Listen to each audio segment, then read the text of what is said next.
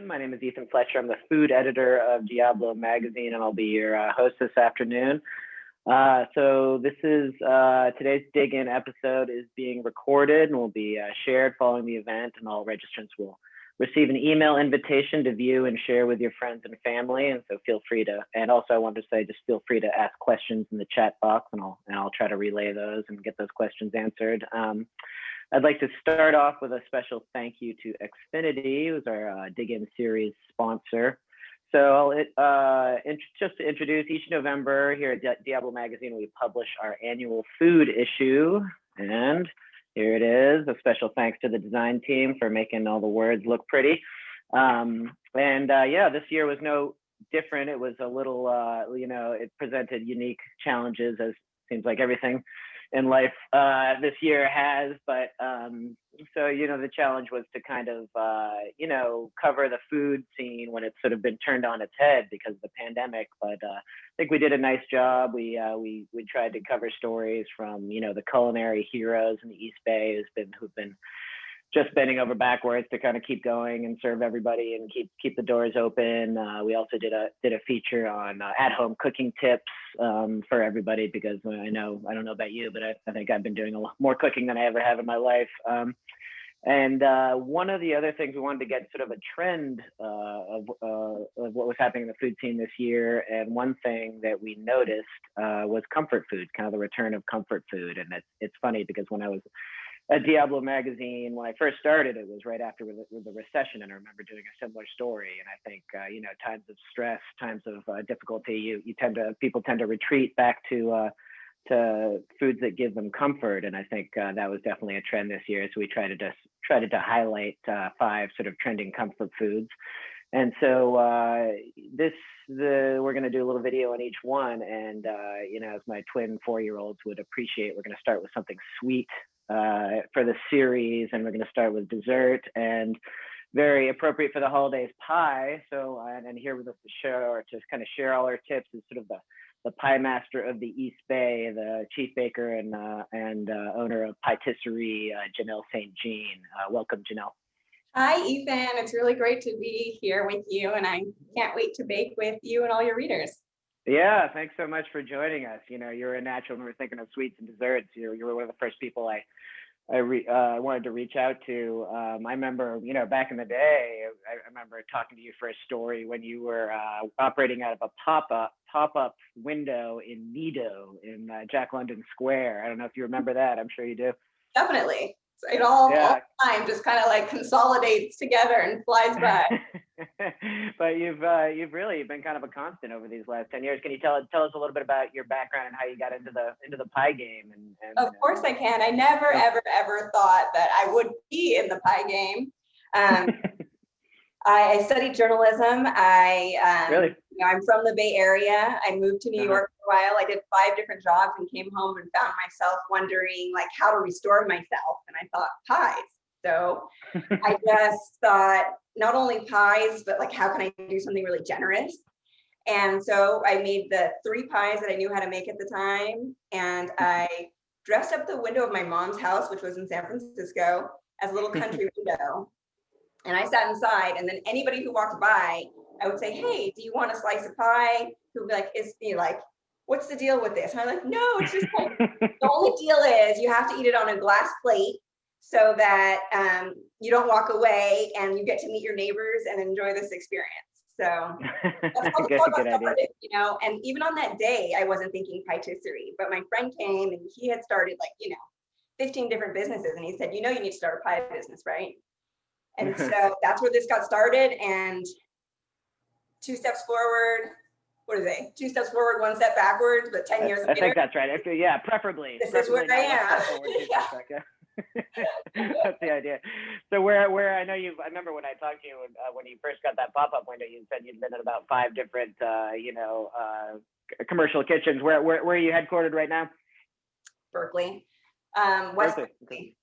Exactly. What's so up? we've had this current bakery now for over a year, and that's where we are. The store, which a lot of people are familiar with because it was open for about 5 years, closed during COVID, but we're still operating out of the same bakery.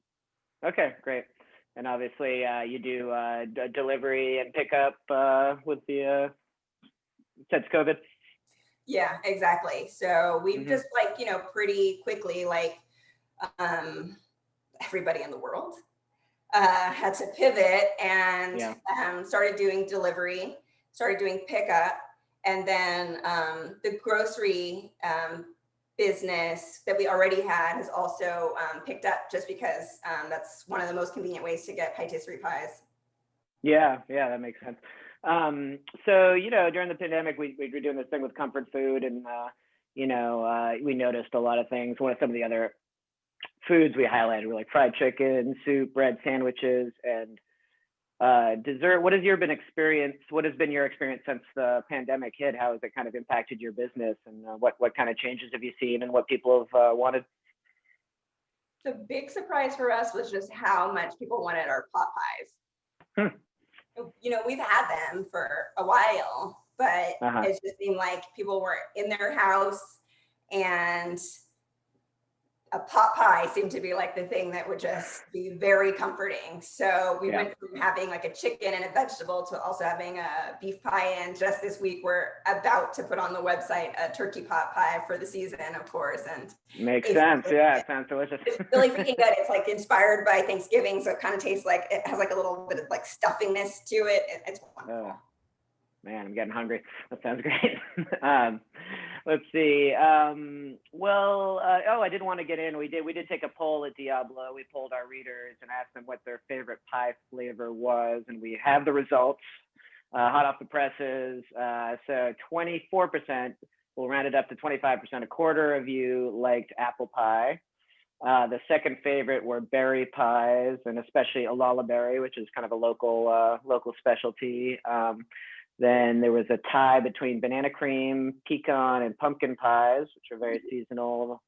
Some votes for lemon meringue, and a few stragglers for coconut, key lime, and rhubarb. So those are kind of, file that away, Jaynelle, in case you need that information. A note after. So why don't you tell us about your pie that you're going to be preparing and kind of why you chose it? So we're going to be making a ginger citrus and cranberry pie.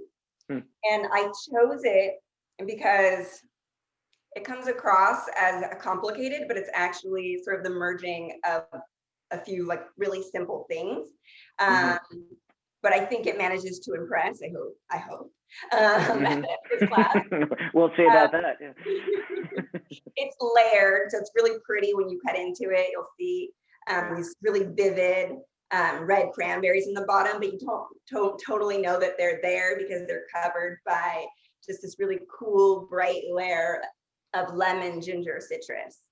And then there's going to be some finishing touches that we'll get into to just make it kind of fancy. Great. Well, that sounds good. And I guess one more question before we go by. It's an interesting combination of flavors. Does it kind of jive with your kind of philosophy on pies? A lot of people think of pie and they just think of the super sweet, apple or blueberry, but you have some interesting flavors in your pies. Is that something you try to switch things up a little bit? Definitely. Thanks for asking. I always try to bring balance into pies. So like in this specific example, the cranberries are tart and the lemon component has like this warm, like gingeriness to it. And I think that those two elements really add balance to the sweetness of the pie. So that, and even like, readers, 25% of readers' favorite pie is apple pie. And we're doing a pink apple for Thanksgiving, which is Granny Smith apples and rhubarb. Most people are used to strawberries and rhubarb. I love rhubarb, yeah. Ginger component into that pie too, which everyone will see is cold pressed ginger juice. And last but not least, there's a cardamom crumble. Oh, really? Wow. So you've got some interest. So when you take a bite, you'll be a little bit surprised when you with all the flavors. Great. Well, I think let's get going. I think. Are you ready to kind of get going? I think we're going to start with the prep. So why don't you show us show the readers what we need for the pie? Okay, for sure. So we're going to make our cranberry sauce. It's not exactly cranberry sauce, but it's pretty close. We're also going to make our lemon ginger citrus. And that's all going to go in the crust, which I started before I got here because that can kind of take a while. Okay, great. Following step is going to be whipped cream, and then we're going to put it all together. So Okay, perfect. components are, let's see, cranberries, sugar, and Of course, yeah. starch for the cranberry component. We've already got some water in the pot. And the components for the citrus portion are good old-fashioned condensed milk, the ginger juice, eggs, and lemons. Great. And does the ginger give it a little kick? Will you get a little spice from it? It definitely does. I prefer the liquid form versus the powdered form. It's just a totally different experience. Okay, gotcha. Yeah. And now for beginners with the pie crust, this is something they can do themselves, obviously, but they can also buy, pre-made pies, pie crust as well. Yeah. However, like you feel best approaching it, go for it. I think we're going to include the crust recipe in the recipe notes. So if people want to take that on, they should. Okay, yeah. And then might not be perfect at first, but that's okay. Right. Okay, so let's get this going. I've set up this pot on an induction burner here. Like I said, the water is in there. I am putting in these cranberries. It's 12 ounces. And usually when I make a cranberry sauce, I'll go with a little bit more sugar than I do for this pie. But I didn't want to go over sweet like we were talking about, so we're going to do half a cup. Okay. And is that just because the cranberries are a little bit more tart versus some other berry? Okay.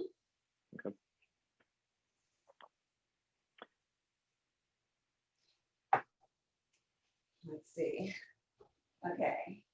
And the last ingredient, which I never put in straight up cranberry sauce, but I do think it goes great here because it sets up really nicely, is just a touch of a little bit of cornstarch. Okay. And what does that do? You can hear it, but I can hear it. That's already kind of like starting to rip. The water in the bottom and the cranberries are heating up. So that just needs to stir. Great. And what is that, medium heat, or what do you put that on? This is on a medium high. So what we want is for this to boil briefly, and then we're gonna let it cool.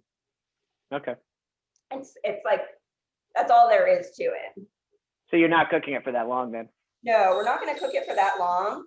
I am gonna do a little magic on you a few times today. After this boils up, I'm gonna pull out the cranberry sauce that I already made. Ah, the magic of TV. Okay. And you know what? I did just take that up to, this goes like 1 to 10 because it's an induction burner, but I would say that's pretty much high heat. Okay. Yeah, you don't need to be like very careful about this. I would say as long as the water is in the bottom of the pot and you stir, then the sugar won't burn and it'll all come together. Okay. Get into the citrus part. Great. Okay. So what I want to do is separate these eggs. I just need 4 yolks. Okay. And I learned this trick on like a 10-second commercial from Good Housekeeping. So I always just like crack my eggs together. They say, oh, okay. Invariably only one breaks. Okay, so I am taking this down now to a medium because it's like boiling a lot. But my cranberries are bursting. So they go in all like red and dark red, and then as they burst, they show their insides, and they're like white inside. Huh. Okay, great. And where do you get the cranberries? Where do you like to shop for your ingredients? We don't actually make that many of this pie. And so our bakery being on in West Berkeley on 4th, I just ran down to Berkeley Bowl. But I love Berkeley Bowl, both personally and for business. I'm sorry I'm doing a commercial for Berkeley Bowl right now. We get our purple sweet potatoes from there too. We make a violet sweet potato pie. It's very limited availability. And I love them for quality and for variety. Yeah, like I always want to like bring in new colors and interesting ingredients into pies, and I think it's hard to find those things everywhere. Yeah, their fruit and produce is kind of legendary. What'd you say? Their fruit and produce section is kind of legendary for the variety that they have. Did you know that they host tours there? There's like a tourists from Japan come in. I think it's like once a week in the morning before they open to tour the produce section there. Interesting. So that's a nice resource to have down the street as a tourist stop on the produce store. Exactly.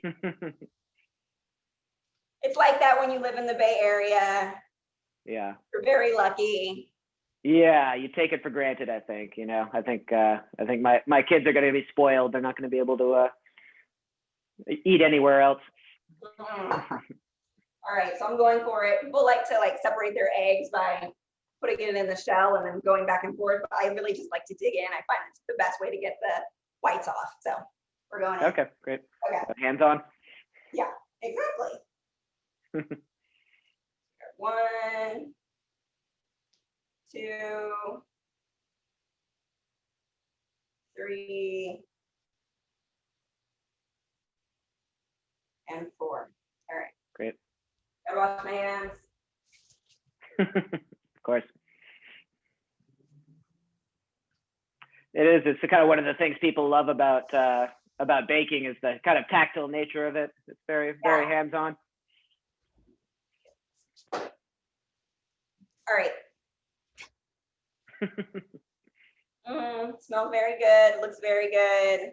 Great. I might try to tip this up so people can see the action that's going on in here. Yeah, absolutely. Done.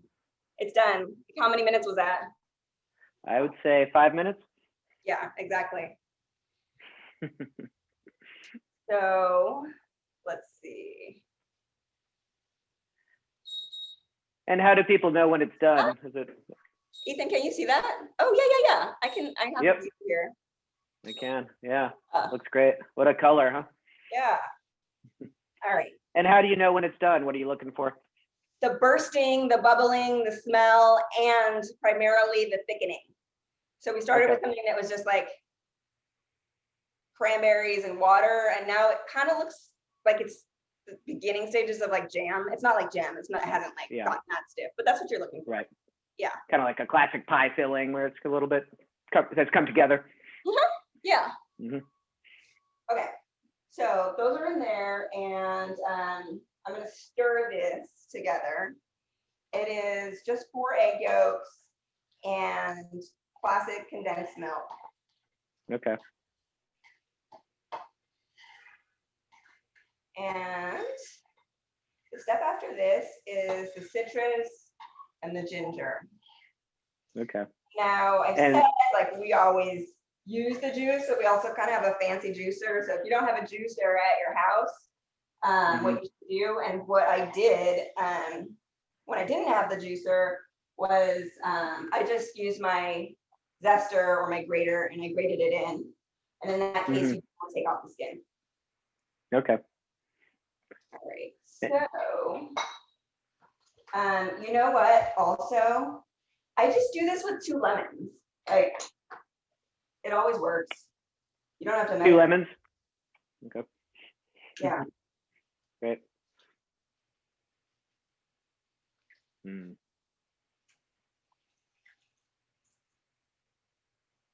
And let's see.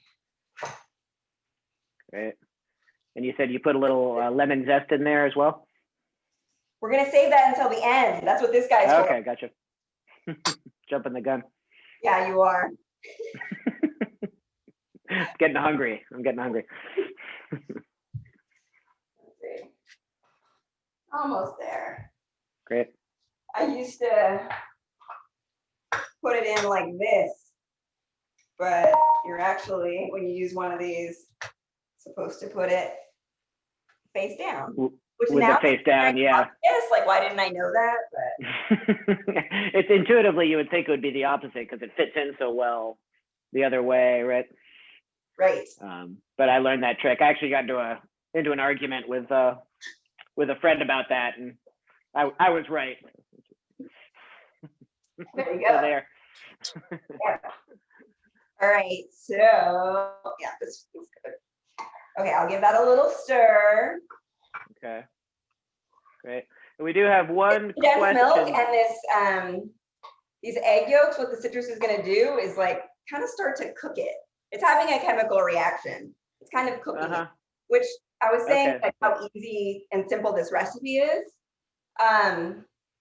This goes into the oven for 15, at most 17 minutes. Wow. Because some of the cooking action just takes place right in the bowl right now. It's like the ceviche of pie. Right, yeah, that's exactly what I was thinking about. Okay, let's see. And this is like a bit optional. So like if you really like ginger and you like things spicy, I would say put 3 tablespoons of ginger juice. If you want to take it a little bit easy, you can do 1. Okay, so just depending on your spice tolerance. Yeah. Great.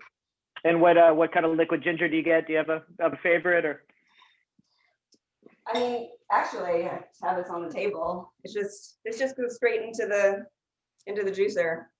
Oh, okay. So you juice it yourself. Great. It's strong. I think it's like I would never want to get it on my face or like in my eyes. It's so strong. It is. It's surprisingly strong. So when you just juice up the ginger and that makes the juice that you put in, is that right? Yeah, exactly. Okay, good. Okay, so I've stirred that maybe 50 times now. It's done. So we're gonna put it off to the side, and let's see. We'll do a little crust reveal here. Ta-da! Wow, look at that. Beautiful. All right. Pie has 2 crusts. It's gonna have a top crust as well. It is, okay. So is it gonna be like a lattice, is that right? Or is it gonna be? Yeah, no? It's a lattice pie crust, and it's just gonna float on top of the whipped cream that we're gonna put on this pie. Wow, okay, great. Now what's the deal for lattice? Do you always use it, or do you just do it for certain pies? We just do it sometimes. We do it when we have time. We also, okay, now I'm being very redundant. We sell pie crust in a Berkeley bowl. And what's really cool about them is that they're pre-made lattice crusts, and nobody else does that. And because of the time involved, they're beautiful, you know, and it's hard to do at home, especially if you're a beginner. And we offer them with the bottom crust, and then the top crust is just sort of floats on top, and then you can take that home, put your filling in, and then put your top on and have a very elaborate lattice crust without doing any sort of dough handling. I like it, yeah, but you would have to, you'd take credit for it, obviously. You wouldn't. Please do. So you must do a lot of lattice weaving in your spare time. What did you say? You do a lot of lattice weaving in your spare time? All right, in with the cranberry sauce. This was the switch move. So this I made before.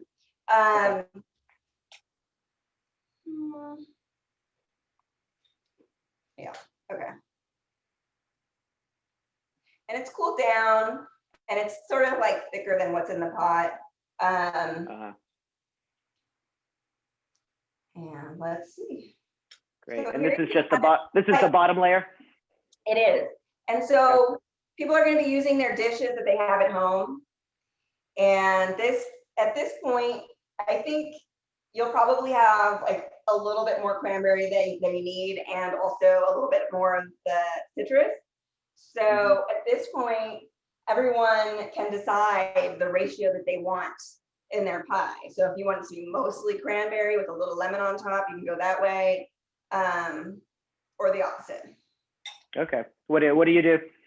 50-50. Yeah. Yeah. And we had one question. It says when compared to baking cakes, which is very exact, how precise do you need to be when you're measuring your ingredients for the pies? For the first 3 years, I would not write down my recipes. So every time I had someone come into the kitchen to assist me, I'd have to rewrite them down, which is a crazy thing. So I think it's like when I'm at home, I'm baking at home like this. And when I'm baking with other people who are at home, I'm not as precise. But, you know, commercially, definitely precise. So we can also always provide a consistent product. And I would say if you're new to a recipe, start with the recipe as it's given, and then you can tweak from there. Right. And this is kind of getting into the nitty gritty, but typically there's like maybe 3 things that you don't really want to mess with. So like in this recipe, for instance, I wouldn't mess with the egg to milk ratio. Okay. But you know, I'm going to make it as gingery as I want. With the cranberry sauce, I put in a little less sugar because that's how I like it. And that one's pretty hard to mess up. So I guess what I'm saying is start with the recipe, and maybe after you work with it, you'll see which parts you shouldn't mess with and which parts are kind of optional, and then you can vary from there. Right. That sounds good. And the more experience you get, the more you can kind of ad lib. Yeah. And how much condensed milk is used? It was 14 ounces. 14 ounces. Okay. And one more question. Sorry. If you don't have a juicer to get the ginger juice, how would you go about doing that? I would grate it. Does that answer the question? They asked how would so you just grate the ginger into the yeah, I would. Okay. And like you would have, it wouldn't be as fine, right? Because juice is liquid, and when you grate, you get little particles. But if you use something as fine as a microplane zester, what you're going to end up with is going to be delicious. Especially because, like you asked, is the zest going in there?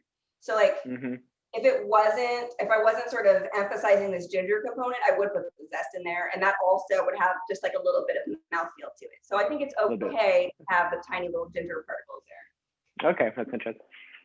Good to know. All right, so I'm going straight over this with the citrus. Right. Let's see. Is that better? It's beautiful. When you do this, some of the cranberry is going to reveal itself on the top if the juice sort of comes up, and that's really pretty.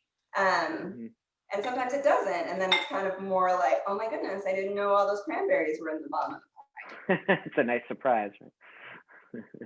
It's a beautiful color contrast. Thank you.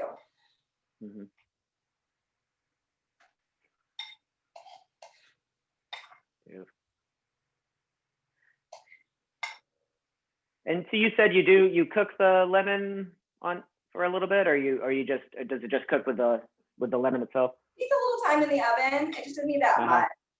It takes 15 minutes. You said 15 minutes. Okay. Sorry, go ahead. You said 15 minutes about in the oven? Yeah, 15 minutes. But if you do, like I was saying, if you want like a mostly cranberry pie, you just want like a tiny little layer of lemon on top, then you're going to want to pull the pie out earlier, because the citrus will cook so fast. And if you overcook it, it kind of like seizes and curdles. You don't want that. Okay. Interesting. Now for the crust, do you pre-bake it at all, or do you par-bake it? Or? Thank you for asking. I didn't mention that. This is par-baked, and because you have to do that because this is going to spend such little time in the oven that you want to start with a crust that's been cooked. Okay. And how long do you usually bake it for? 25 minutes. 25, okay. And I've seen, do you just put it in as is, or I've seen where you put like, tin foil on it and put something on top of the tin foil, you just bake it? Yeah. Okay. All right, so I've got my baking sheet back here. This goes into the oven like this. Okay. Great. Beautiful. And what's the temperature? 350 degrees. 350. And how long does it go in there for? 350. I'm gonna get the other pie out. You're revealing your secrets now. I am. Let's see. All right.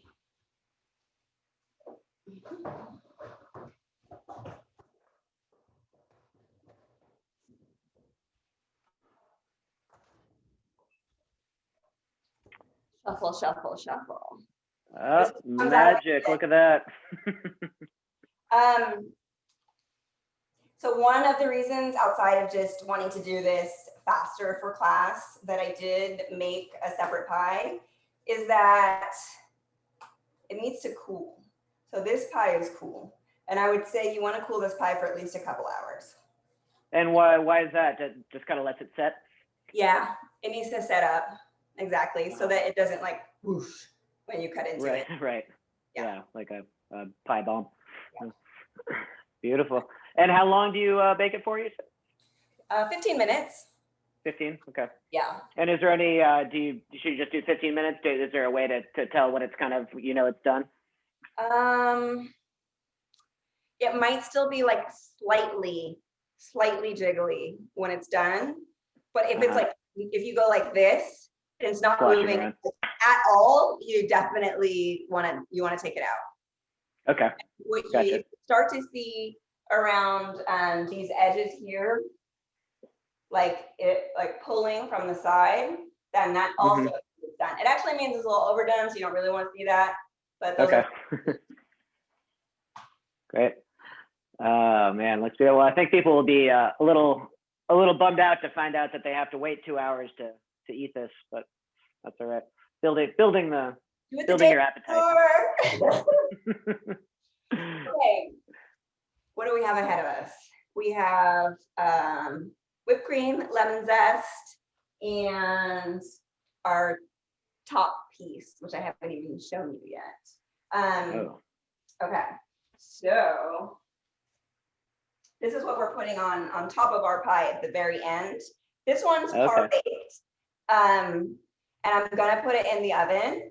But before I do that, I'm actually going to that egg white that I have left over. I'm using that. So if you're doing this yourself, don't toss that part yet. Okay. I love egg white as a wash for pies versus the egg white and the yellow part. I just like how it gives it a really nice shine. We're also going to sprinkle sugar on top of here, so it's like kind of like shining and like a sugar crackle on top. And that's my favorite way to do it. That's great. And that, as you said, it just gives it a little shine when you bake it. Yes. Great. Okay, and sugar. And the thing about sprinkling pies is you always want to, well, sprinkle liberally, but also from high up, so you don't get like little spots on there. You sprinkle from high up, you get a nice even distribution. So you go high, is that what? Yes. Okay. It also looks cool for if anybody's watching. Let's see. Check it out. All right. Beautiful.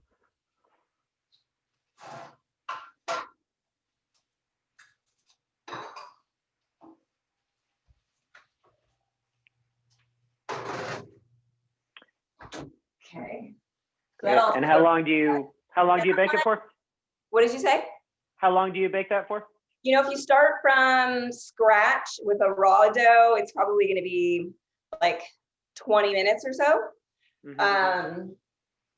That one will probably be in there for like 10 because I started baking it before class. Okay, gotcha. Let's see. Oh, whipped cream. All right. Great. And I'm assuming you make your own whipped cream versus the ready whip. Absolutely. So I like showing this recipe for people who are at home because it's actually like, it's tall, and like if you like to whip the whipped cream lightly, okay, I'm having a hard time opening this container. You can do that at home a lot better because whipped cream should be like soft and light and delicate. I think home is the best place to accomplish that. Okay. That looks so crazy, but the whipped cream looks good. The cream looks good. Good. All right, I'm just gonna bust out a bowl.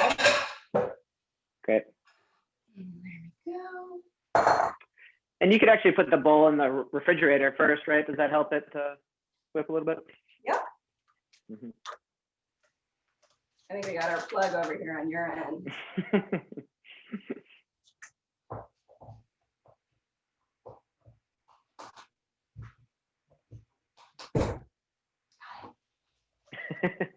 And what's the ratio of cream to sugar? Oh goodness. I'd say like a couple tablespoons in this pint, but you could do more. That's what I like, you know. Mm-hmm. Okay. So, let's see. All right. And I got my sugar here, and that goes in. Great.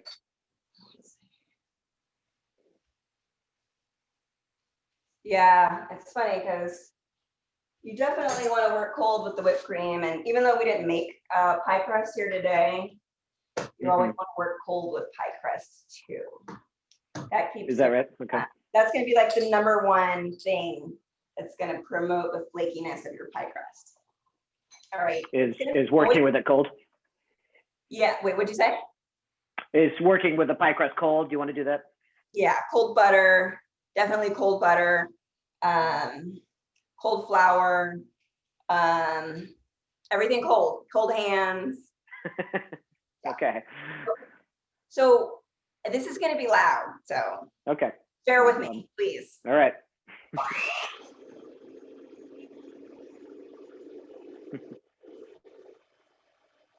should have had before and after whipped cream. next time. Also slightly worried that this is gonna get all over me. I guess I should bust out the apron. Okay, we're going. This is more fun. How long does it take usually?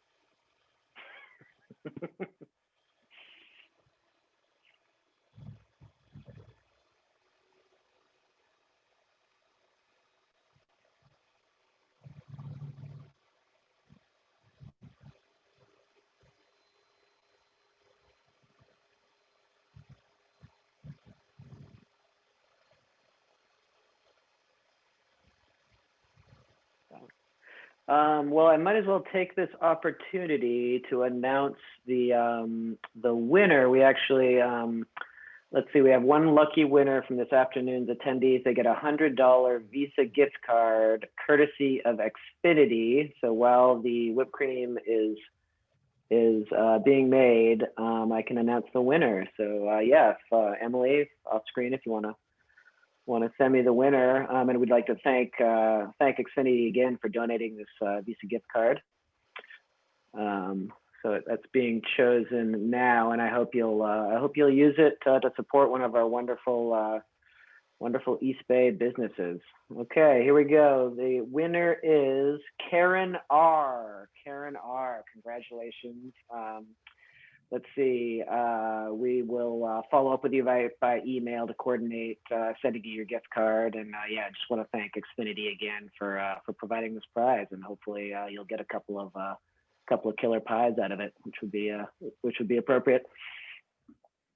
Be there, you know, you don't want to over whip your cream. I think that looks great. It's staying on the beaters, but it's still kind of like light and fluffy. So. Good. Great. Perfect. Yeah. All right. Is that looking good? Good. All right. Yank that out. All right.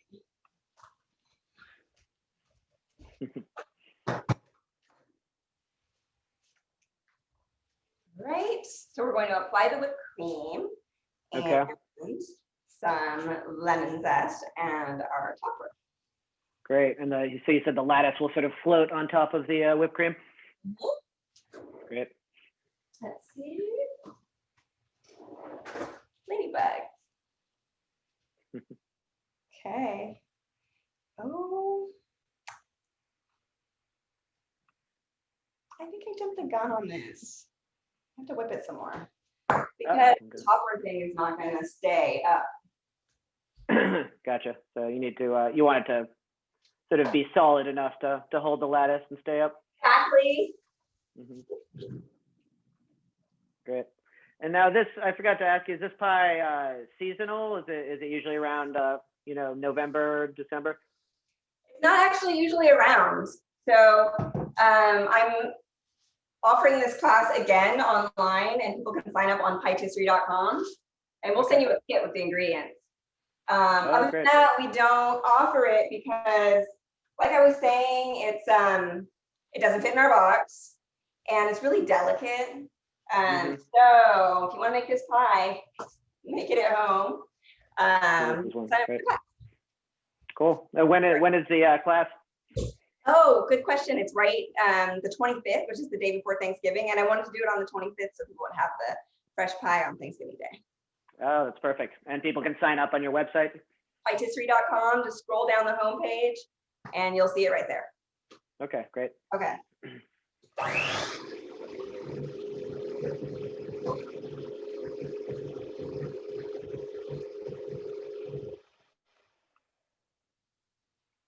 What a difference 15 seconds makes speed makes.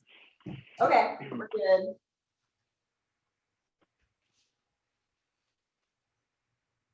So we're going straight on to the pie. I'm going to great. a little bit of a better view. Perfect.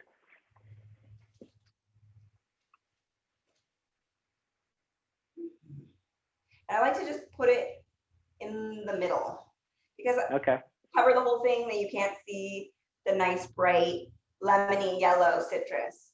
That makes sense. You get a little color contrast. Yeah. And hiding underneath is the cranberry, unsuspecting. Okay. Beautiful. This is our lemon for zest. Okay, perfect. All right, you got the microplaner for that? Great. Don't go too deep. If you go too deep on your lemon, you get kind of into like that pith and it's bitter. So you just want to get like that very top yellow part. That's where all the flavor is and the lemony oil. Great, good tip. And you're just kind of covering the whipped cream or little sprinkle? Gonna try to get some on the edges because as I'm going to put the top on, you're not gonna see that part so much, but all of this is gonna amp up the flavor of this pie too. Okay. Okay, so here we go. Let's see. All right, and there we have it. That it? Wow, look at that. There we go. Beautiful. Oh man, it seems like the perfect Thanksgiving Day pie. I think it is. I definitely think it is. And any other touches for it? You let it sit for a couple hours and then dig in. At this point, you can dig in. So you want to let it sit when it comes out of the oven, and then after you put the whipped cream on, you want to dig in. Okay, great. Now, how do you feel about cold pie? Would you warm it up at all when you eat it, or just eat it as is? I feel very good about cold pie when it's this flavor.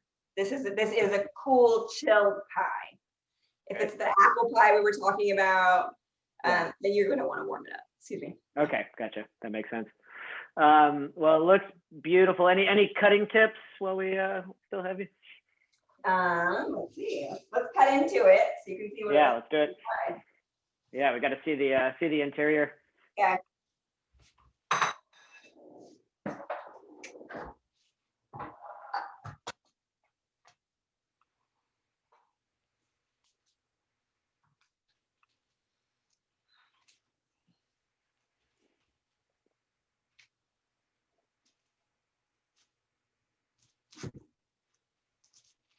So I would say hold on to this first part as you cut it. So you don't press the whole thing down into the rest of the pie. So you're kind of stabilizing it. Okay. Like that.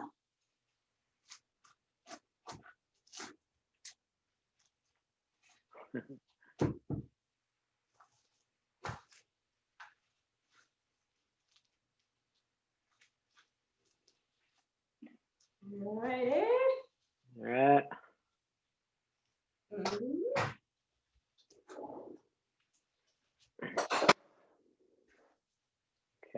we go. Coming out with the slice.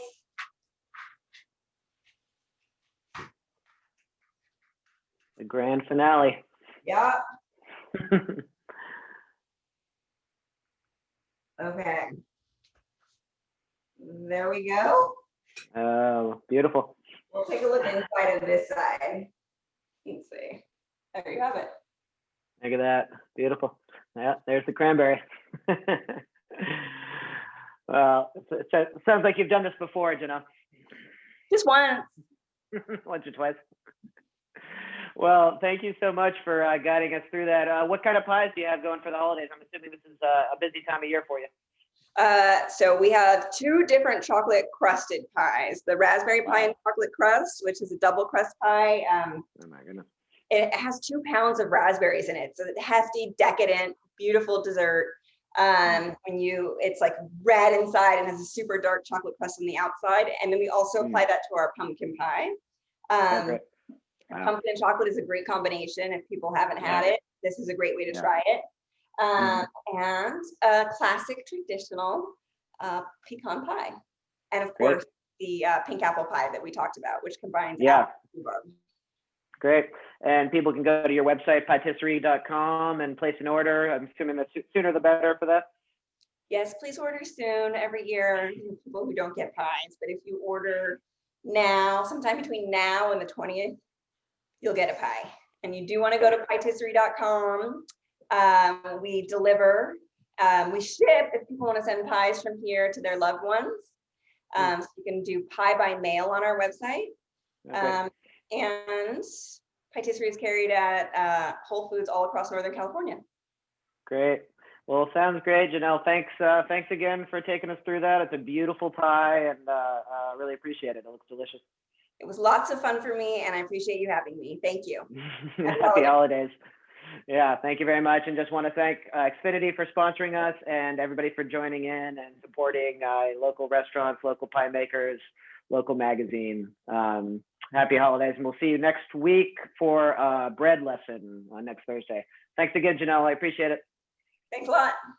Bye. Take care.